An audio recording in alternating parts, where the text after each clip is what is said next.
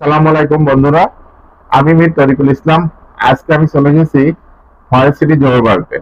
জায়গাটা সত্যি অসাধারণ সুন্দর, তাই ভাবলাম তোমাদের সাথে শেয়ার করি। চলো শুরু করা যাক আজকের ব্লগ। দেখতেই পাচ্ছ বন্ধুরা, জায়গাটা কত সুন্দর, চারপাশে প্রকৃতি আর শান্ত পরিবেশ।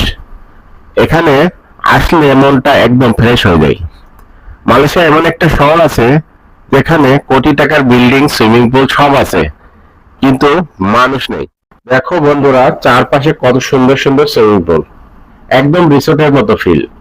পানি পরিষ্কার, পরিবেশ শান্ত, সবকিছু পারফেক্ট। কিন্তু অবাক করার বিষয় হলো এই বিল্ডিং গুলার বেশিরভাগ অ্যাপার্টমেন্ট একদম খালি।